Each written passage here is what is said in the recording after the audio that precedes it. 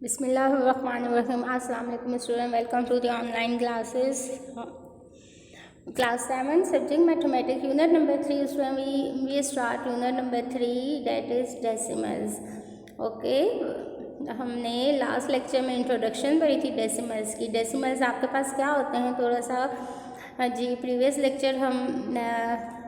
Lecture को कर लेते हैं जी। What is decimal?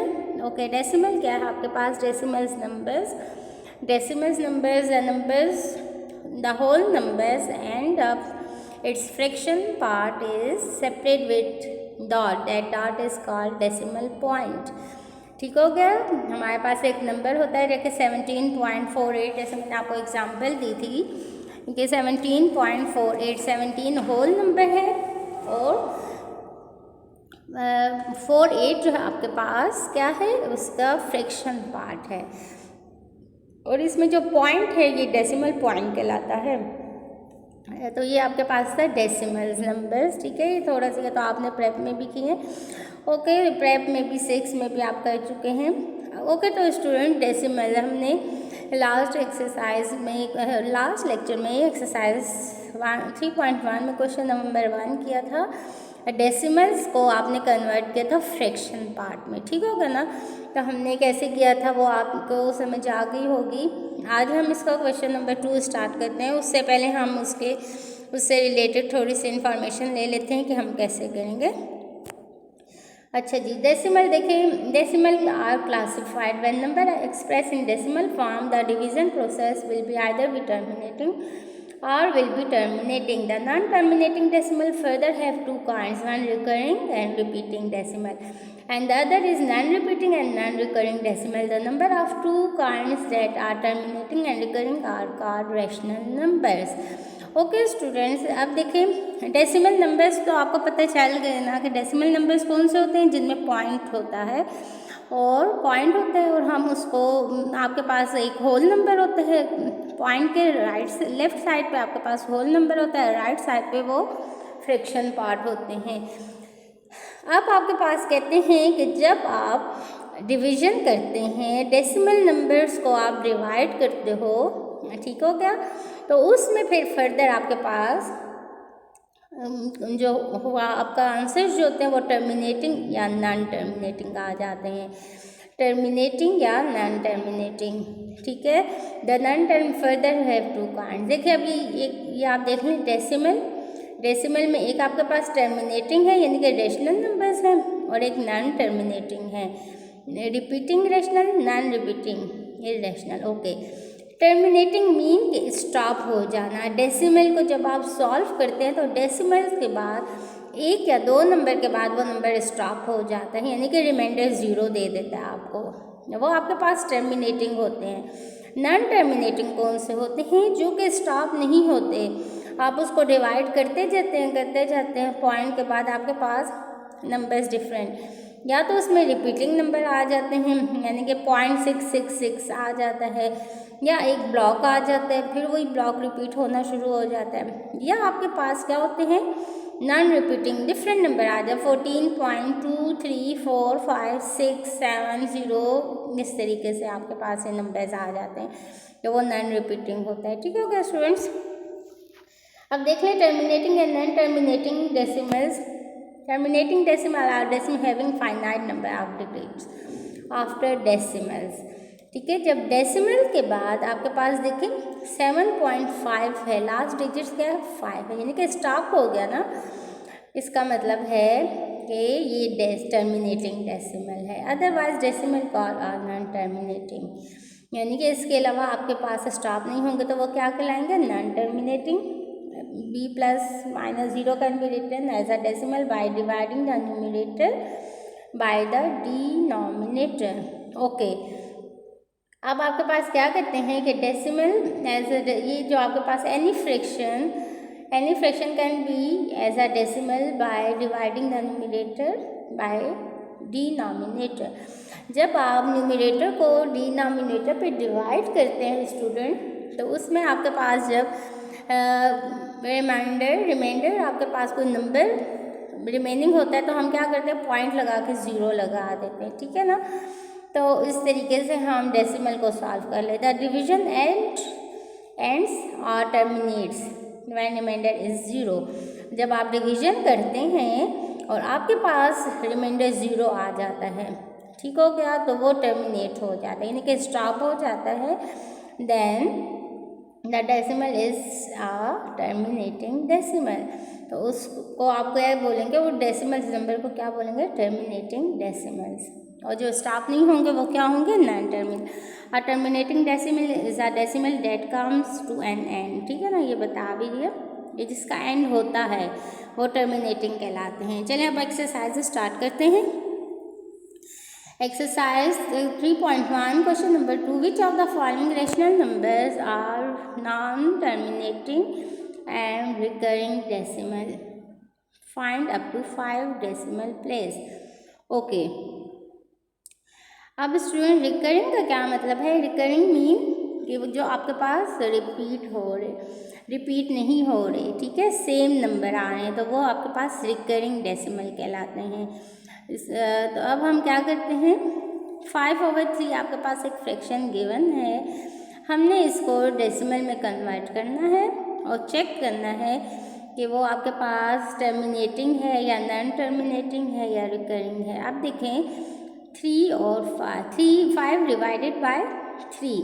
अब हमने 5 को 3 पे डिवाइड कर दिया, तो 5 या उससे स्मॉलेस्ट नंबर लेना है, तो 3 1s are 3, माइनस किया तो 2 आ गया। ओके स्टूडेंट, अब देखिए 2 is smallest number and 3 is bigger number.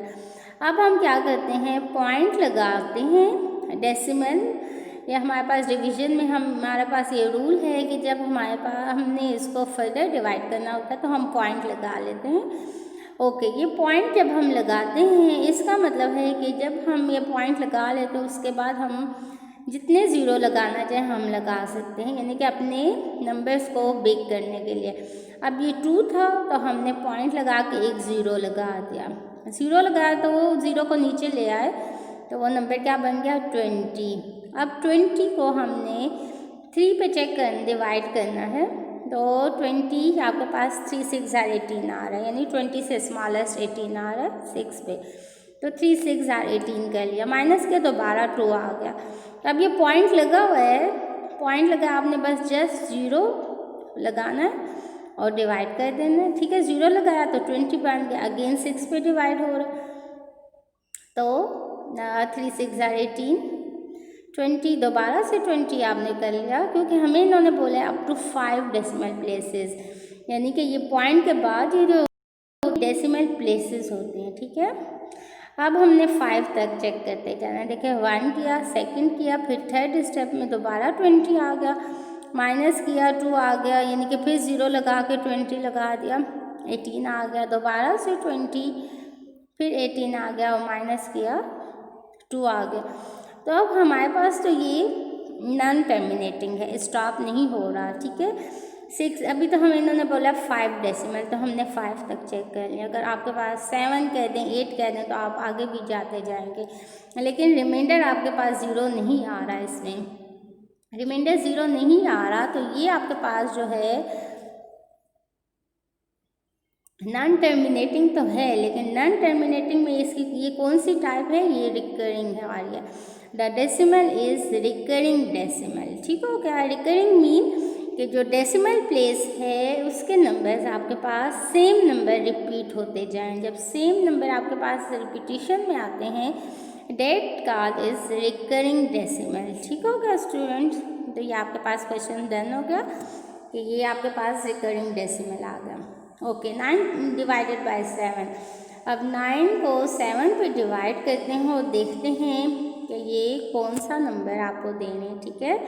Okay जी, 9 डिवाइडेड बाय 7, 7 1s are 7, 9 में से 7 गए, 2 आ गया। अब स्टूडेंट क्या है नेक्स्ट आपके पास क्या है, 2 आ गया। 7 is bigger and 2 is smallest, तो फिर वही प्रोसीजर हमने पॉइंट लगा के क्वेश्चन में हमने पॉइंट लगाया और 0 लगा दिया। अब इस 0 को हमने नीचे लिख लिया, नीचे ले आना है, तो ये 20 बन जाएगा। अब हम चेक करते हैं 7 के टेबल में 20 या 20 से कम, तो 7 2 ज़ार 14 आता है, 7 3 ज़ार 21, तो हम 7 2 ज़ार 14 क्वेश्चन में 2 लिख लेते हैं और यहाँ 14। अब इसको माइनस करें तो 6 आ जाता है, 20 minus 14 6। 6 is again smallest number and 7 is bigger. तो हम क्या करते हैं, हम चेक करते हैं कि 7 के टेबल में 60 या 60 से कम, तो 7 8 ज़ार 56। ओके, अगेन माइनस करें तो 4 आ जाता है। देन पॉइंट, वही पॉइंट आपने लगाया हुआ स्टूडेंट, 0 लगा के आप अपना नंबर्स बिगर करते जाते हैं, ठीक है।